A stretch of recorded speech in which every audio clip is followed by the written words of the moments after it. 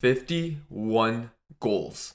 All gone. Oh my god! Pabega was a dry loan, and with our transfer budget, I wish him well. We couldn't afford Breclow's clause at the time, and Belotti left on a free to Tottenham. You might ask, why would you do that? I initially wanted to keep it realistic, since Belotti is likely to leave Torino in real life. 20 plus goals later, I changed my mind, but it was too late and he didn't want to stay. With the little money we had, I signed the players who were already on loan here, Pietro Pellegrini and Alessio Rosa, for a combined 6 million. Quick maths! I was also able to bring the Juventus legend himself for free, Matteo De Sciglio.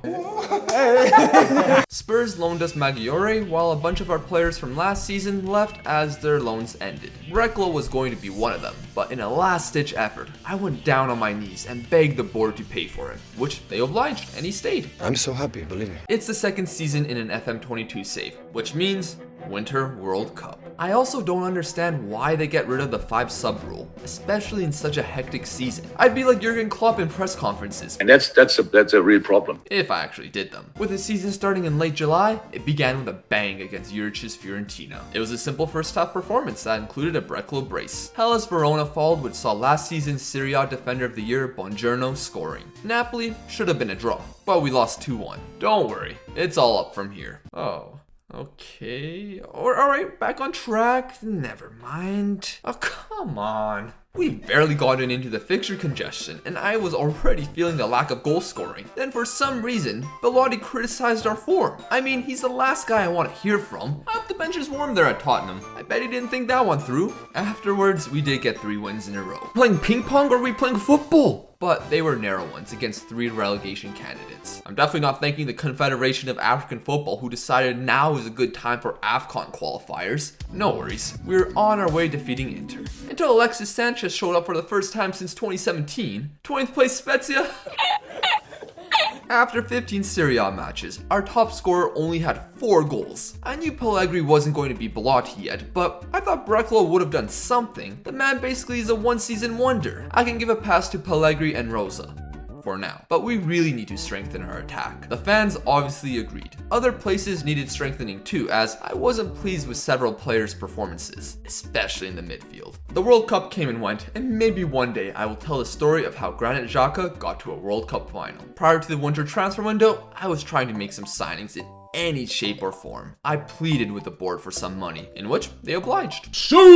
Adding some sales of players that were useless, I managed to sign João Pedro from Cagliari for a little over 2 million. He was relegated last season, but I know there's a solid goal scorer in him. For 9.5 million, I then signed Fabian Rieder from Young Boys as a left-footed midfielder option. I still needed to rejuvenate the midfield with some energy, so Chelsea allowed the loan of Conor Gallagher, while Gabriel Vidovic came on loan from Bayern. So far so good, but during the World Cup, Bremer, who was a massive reason for our incredible defensive record, started talking to some Brazilian teammates. I don't know what they said to him, but I'm sure they didn't say nice things about Torino, as he FaceTimed me one night and demanded to leave. With a year left on his contract, the Cox from Tottenham made an offer I was too afraid to refuse, and he left on deadline day. Now, like for my marketing presentation, I wasn't prepared, so I signed Andrea Ranocchia. What's wrong with you? Don't worry, I also signed his teammate Zinho van Hasten, and apparently these two don't like each other, so the press conference was a little awkward. Realistically, I started Buongiorno and Zima as the main center-back duo. Then, a new assistant manager was needed as Napoli took ours. I then did extensive research to pile up a short list of coaches who could become my assistant. At the end, I chose Kolo Toure, who was very excited to work with me.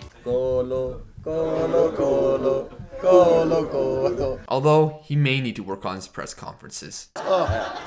Finally, we get to talk about the Champions League. Torino haven't been in any form of this competition since 1976, where only the league winners got in. The group draw was rather kind, as we got Shakhtar Donetsk, Benfica, and Leverkusen. The Bayer Arena was the location of our first match, and it was such a shame to see what happened to the last manager. Nevertheless, we didn't play our best football, but when you have the legend Matteo De Sciglio, you're always going to be fine. This was during the tough phase of the season, as we drew Benfica 0-0, and then barely defeated Shakhtar with a 95th minute winner from Linetti. We subsequently lost to Shakhtar, but pulled it through with a penalty against Benfica and 2 late-ish goals versus Leverkusen. That had us finishing top of our group, which gave us another kind draw of Nice. Now, I wasn't going to be confident as they finished above Barcelona. However, Mancini got sacked by Roma, and I guess Roma's swing power is massive as they took Nice's coach Galtier right before the World Cup break. That didn't change the fact that old man Cavani got on a one-on-one and scored, but we ended up drawing the first leg 1-1. The second leg at home for the first knockout stage match at Torino's home stadium in nearly 47 years was simple and had us advancing to the quarterfinals. Chelsea was a draw, and while they did win the first leg late, the second leg had an exciting start. Let's go.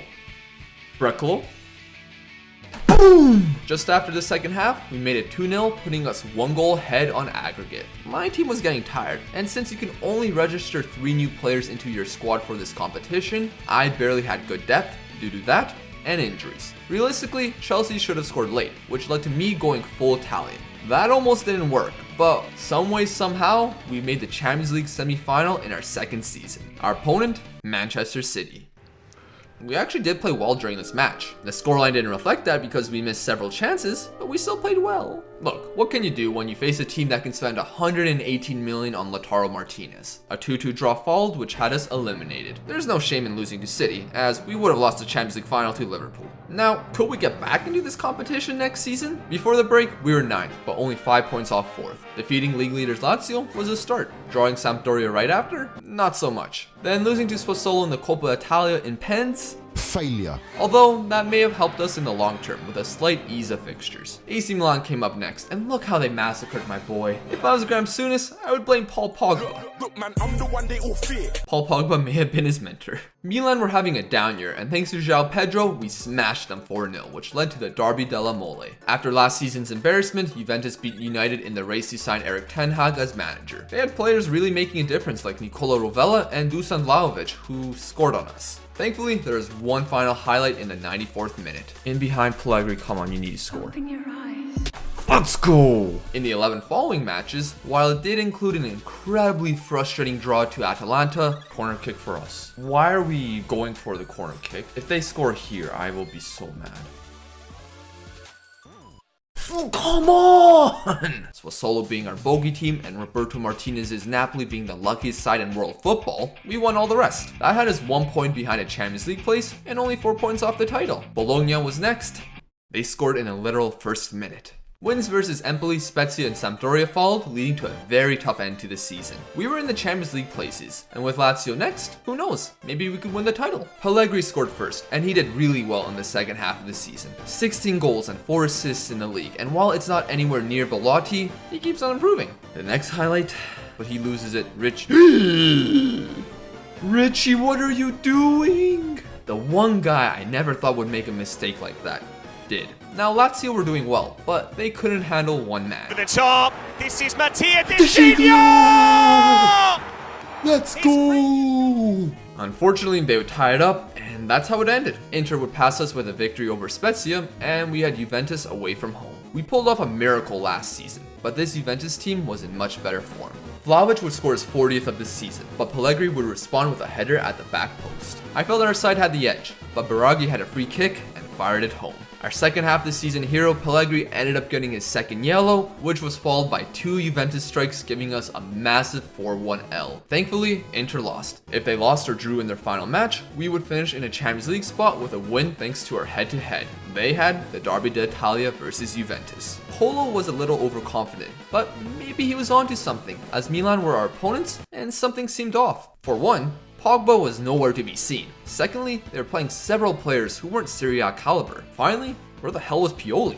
Oh, he got sacked. In this match, Breclo would score his 9th and final goal of the season. It's not 20, and João Pedro nearly got as many in half a season. The loney Vidovic scored twice, which brought his tally to 6. By the way, he was playing from center midfield. Granted, center mid on attack is overpowered. At the end of the day, a really simple victory. Unfortunately, none of this mattered as Inter were winning, leaving us in 5th place. As the matches were ending, I was sad. Oh my gosh. No, we're going to the... Oh, they scored in the last minute, I think. Wait. Did they score in the last minute? Yes! Let's go! Alright, let's see the goal that put us in the Champions League.